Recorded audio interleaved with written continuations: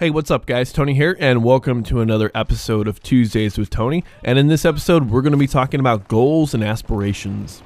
So everybody has goals. They have aspirations in life. I mean, we wouldn't be living life without something to work towards. I mean, what would be the purpose of life? You know, we always have this need to work towards something and to achieve something. That's just sort of within our DNA, I guess.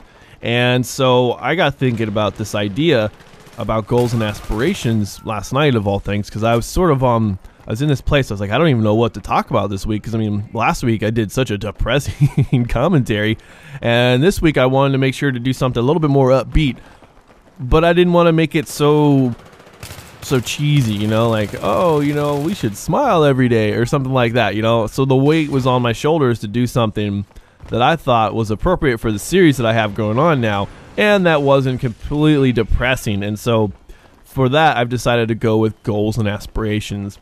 It's funny because as I sit here thinking about goals and aspirations, it's actually kind of a big topic, you know. I mean, when we think about goals and aspirations, we've got, you know, little goals, you know, or actually I shouldn't say they're little goals. I mean, no goal is a little goal because you're trying to achieve something. Well, I guess, wait, now I think about it, like a video game, like a goal in a video game, that's a little goal. I mean, by comparison to like big goals in life, you know, like I want to graduate from college, or I want to become a doctor. I mean, those are huge goals. Those are big undertakings. So saying that you want to unlock something in Battlefield 3, or, you know, get to a certain prestige in Call of Duty, those are little goals. Those are little aspirations, you know, the little ones, the tiny little ones compared to the bigger ones. And I'm going to be talking pretty much about the bigger ones because, you know, like little goals in Battlefield and Call of Duty, I mean, those just, they take time. You know, you'll get them done eventually, but they're not things that you have to sit down and think about. And because I like this series, it's turned into a very, I don't know, a thinking sort of a series. I think I would do it justice to sit here and kind of contemplate goals and aspirations for people. And like I said, the goals can run the gamut in the spectrum. And from a personal standpoint, I've had many goals in my life, and I've failed at many goals, and I've achieved several goals. The one thing that I've noticed as a trend is that the people that get goals done regularly are the ones that are courageous, and I say that because I was gonna say fearless, you know, not to use like a Green Lantern analogy here, but these people, it's not that they don't have fear, it's just that they overcome it. And to be honest, if you're gonna undertake any sort of exploration or undertake any, you know, sort of goal, I guess you're kind of putting yourself out there, unless it's something that is really not putting yourself out there. I mean, take it like, for example, like, you know, women, you know, or families having babies. You know, for a guy, having a baby isn't really a difficult goal. I mean, you know, you have sex, and you know, it's all up to the woman's body and chance after that. But once there is a pregnancy, the weight of the goal really lies on the woman then, because she's got to go through morning sickness, and then she's going to gain weight, and she's going to have the belly bump,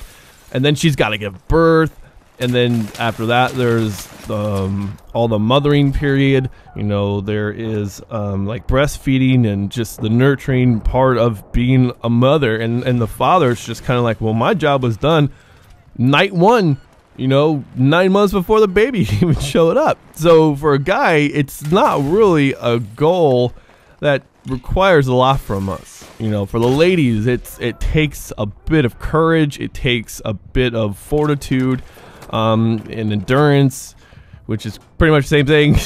But the point is that for, say, pregnancies, you know, there's a certain level of courage involved. You know, I think people are driven by not only their biological clock in this case, but I think they're driven by a certain need, a certain want to have something. And so to have a child, it's a certain need, a certain want, and you overcome those fears. You have courage. So that's where I'm going to end this Green Lantern analogy. It's not that they didn't have fear. They had fear. I imagine, I don't know, for women, and then for those female gamers who are watching, when it comes to kids and stuff, is there a certain level of fear involved with pregnancy? Do you're like, oh my God, I'm afraid of the pain, I'm afraid of morning sickness, I'm afraid of whatever, because it might be there. or maybe not. I don't know. That's why I'm asking. But if it is there, it's courageous to overcome that fear and still have a baby, you know? That's exactly what I'm saying. So with some of my other friends, and this is why I bring up, you know, courage and stuff, because I've got friends who are, I guess for lack of a better term, they're real go-getters. They inspire me to do things, you know? So I've got a friend, Kristen, and I've known her since, gosh, I think it was like, well, I was in high school. You know, she actually went to a dance or something with my younger brother when they were in high school, and I think I was either in my senior year in high school or just graduated. But anyways, the thing is, though, is that she was always sort of this kind of tomboy. You know, she always wanted to run with the boys, and I was big into street racing when I was 18 to 20, and she came into it, and then eventually, because she was hanging out with this guy PJ, who was one of our racer buddies, and oddly enough, he didn't really race because he had this our freaking Integra that he was trying to build. That he was trying to build an LSV Tech with it, and I think he eventually went to like a turbo LSV Tech. Anyways, the point is that she didn't really race because she was sort of like the girlfriend, but she was afraid, but she wanted to race, but she had this fear. Eventually she did. She got this little red hatchback, and you know, it was like a 1.5 liter, probably a 12 valve or whatever, really slow, you know. And so my car and her car would run all the time, and my car was really slow, which is okay because it doesn't really matter. It was the experience, it was hanging out with the friends, the camaraderie of it all. But she eventually went from being a quote girlfriend, you know, that hung out at the races, to being a racer. And then she got to the point where she became mechanically inclined and knowledgeable about cars, to she did a motor swap, and I think she put in I don't know, a B18, I think, in her Civic. I don't remember exactly what motor she put in there, but it wasn't a VTEC motor. I think it was just a B18, just B18B or something like that. I don't remember the engine code off the top of my head. The thing is, though, is that she went from that. She went from a girlfriend to a racer to a racer / mechanic person, and now where she's at in life is, I mean, she's got tattoos now, and I'm not saying tattoos are correct. I guess tattoos would be courageous if you got, you know, if you're afraid of needles, like I am. I don't like needles. I mean, it scares the shit out of me. But yeah, she's, you know, tattoo girl, and she races motorcycles now. She always wanted to get into racing motorcycles, and so she bought a motorcycle, and now she's a racing instructor. So she's gone from somebody who wasn't even racing to somebody who's now instructing motorcycle racers on the track. And so those goals that she has, and she's obtained those goals, it's fantastic. It's inspiring. And the one that she's really working on, and that I see it all the time, I see it on Twitter and Facebook, is she wants to get like this perfectly flat belly. I mean, she's an Asian girl, so she's like already skinny, but she wants to be so toned. And I mean, she's running marathons. She started bicycling, God, about a year ago or so, and she's biked I don't know how many miles in the last year, and it's impressive, you know. So she's able to obtain those goals, overcome her fear, and succeed in areas that maybe she thought she'd never succeed in. And that's the kind of the point. You want that sort of uplifting feeling when you're done with your goals. Now, to tell you about myself, because this is really a series where I do my best to show you my life experiences, and maybe you can learn from my mistakes, you know, where I fell short, or my advice that I could give you from the 29 years of my life so far, and you guys can take it and run with it if you so desire. So from my standpoint, my goal achievement is has not been as high as Kristen's. You know, I've had a lot of goals in my life. And some of them have I've fallen short on them, unfortunately. And I'll tell you one thing here. I always wanted to play baseball in high school. I grew up playing baseball. I started playing baseball when I was 8. And so of all the things I've done in my life, I've played baseball the longest. You know, that's really weird to play a sport the longest, you know, for, you know, what is it, 21 years? You know, it's crazy to think that way. But anyways, here's the thing, is that I wanted to play baseball in high school. And I did. I transferred schools from my freshman to sophomore year. So my freshman year, I didn't make the team because my grades weren't good enough, because I got so into training for baseball that I didn't make it because we had a minimum GPA. And it really sucks because I really didn't do anything but worry about baseball. I was like hitting off the tee. I was going running. I was doing all this stuff. and I didn't do any of the homework, and my grade point average just plummeted. You know, I didn't know the balance between training and schoolwork, you know, and this balance that I've seemed to have found in later life. And so I didn't make the team my freshman year, and I transferred schools from Rancho Buena Vista to El Camino High School, and my sophomore year I made the baseball team. And I went from 6 foot something, because I thought I wasn't that tall. So I was a second baseman. I thought I was a second baseman. I was like 6 foot something. I was really lanky though. I was a really skinny kid. And so they transferred me from second to third. And so I was just starting third baseman on my sophomore JV team. And I had a lot of throwing problems because I was making the transition from second base to third base, and so the throw is longer across the diamond. And sometimes, I'd throw the ball way too high and throw it way over the first baseman's head. It was really embarrassing. It was very, very bad. And then sometimes I'd throw the ball like boom right to the chest, and so it was really weird. I had this like the yips, is what it's called. But what happened is I got a job the summer of my sophomore year, and I played a summer ball with the varsity guys, I mean, that was fun. I had a great time playing with the varsity guys, but the varsity guys were such dicks. Like, they were really big dicks.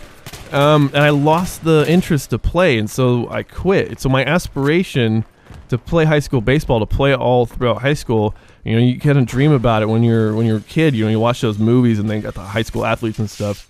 I failed, because I quit. I just couldn't take it. So I wasn't as courageous as I could have been, or I should have been. I didn't have the will to continue to fight through the bullshit of these seniors who were bagging on me, a junior, because our team was all seniors, and I was like the only soon to be starting junior, because they'd moved our third baseman on our varsity team to shortstop. So the coach made a hole for me. It was my position. I knew it was my position. I was going to be starting varsity my junior year, and I gave it all up because I was afraid, and I regret that to this day. So I really only have like 1 year of playing high school baseball. I mean, well, a year and a summer. And it was a hell of an experience, but I really regret that. Now, going on to that sort of fear in life for anything that was difficult stayed with me. And it stayed with me up until a couple years ago, to be honest. Like 6 years ago now, because I always wanted to get into acting, and I always wanted to get into these other things. And I would move from the city that I was living in, Oceanside, up to Santa Barbara to go to a photo school, and that was like a courageous. I always wanted to go to this photo school, and I always wanted to get into acting. And so I was doing these things that was scary, and so I opted to take some theater classes, and then I was taking the photography stuff, and so I finished the photography stuff, and I was just like, well, I did the acting stuff. Like, I went to Los Angeles and I did some auditions, and I was doing some student films. It was really exciting. And those are the feelings you get when you're working on those goals, and you kind of get to that place where you feel like you've got some comfort, and the same thing could be said now, because when I came down from Santa Barbara after finishing my photo school, I wanted to get into the whole photography industry and become a photographer, but the problem is I just don't like the business aspect of it. And it became a job, and the fun that I had while being a photographer was gone. And so I just kind of let it fall by the wayside, But I got back into school because I wanted a bachelor's degree. I really wanted a bachelor's degree. And so here I was in my mid-20s, just like, what, I've got this great photographic education. The problem is I can't do anything with it because, I guess I should have said, while I was up in Santa Barbara, I coached high school baseball. And so that nugget of teaching, of instructing, was put into my head. And so from that point on, I was just like, I want to be a teacher. I came home and I told my parents, I'm like, I think I want to be a teacher. I don't think I want to be like a high school teacher, but I'd love to be like a college professor. And so from, say, 2007, I kind of had this thing in my head where I knew kind of what I wanted to do, but I didn't know what area or what avenue I wanted to take it. And it wasn't until about 2008-ish that I decided, history is it. So here I am now, and last weekend I went and I took my graduate exam for grad school to qualify for grad school, and I got to submit my master's application here in May, and I have to apply through 2 websites, one through the school actually, and then one online, and it's going to cost them a bit of money. That's the one thing that sucks. But my point is, though, is that I was sort of always afraid of like success, I guess, or what would it mean, if I was successful, then I'd have to grow up. That's kind of the feeling that I've always had. So when I got back into school, I was like, well, you know, like I said, earlier, it's like I didn't know what to do with myself because I didn't have a formal education, and photography was just not fulfilling it, you know, the desire. And it was, I mean, I'd built like a website and I'd put myself out there, but I got very little in the way of immediate success, which discouraged me. And so like I said, I had that revelation while I was in Santa Barbara. So when I moved back down, I was like, I'm gonna go back to school. And I wasn't sure exactly what degree to get, but I did have that light bulb moment. And then that's when I realized, like, yeah, this is what I need. And so there was this complete change in my approach to how I was doing business. Suddenly, like, I was planning out transfer schools. I was planning out, you know, programs and classes that I wanted to take when I transferred. I was really a go-getter, and there's been this great transition in my life from 2008 till today, where I see the goals that I want, and I'm not afraid anymore. I'm ready to tackle stuff. And so my advice to you guys, if there's something that you want, that you feel that you really like, that you love, that you whenever you're in that environment, you're like, this is home.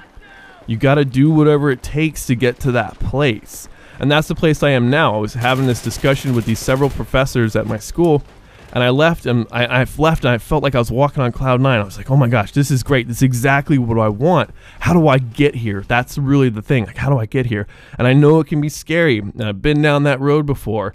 But the alternative to just sit on your butt and enjoy your comfortable existence, it really is not going to get you anywhere. And it's not going to get you any closer to where you want to be if that's what you want to do. And it could be anything. If you want to be a professional video game player, or if you want to design video games, or you want to write, or do you want to join the military or whatever, it takes a certain level of courage to overcome the fear, the initial fear of whatever it is that is sort of in your way, or any obstacles, or in the unknown is really the biggest fear, and to transfer from that into a place where you're actually doing it. So basically, I mean, all I could really say is that just do it, you know, and it's actually not going to be as scary as you initially thought it was going to be. So anyways, guys, this has been another long one, but I appreciate you guys sticking around and listening. So thanks for watching, thanks for subscribing, and I'll talk to you guys later.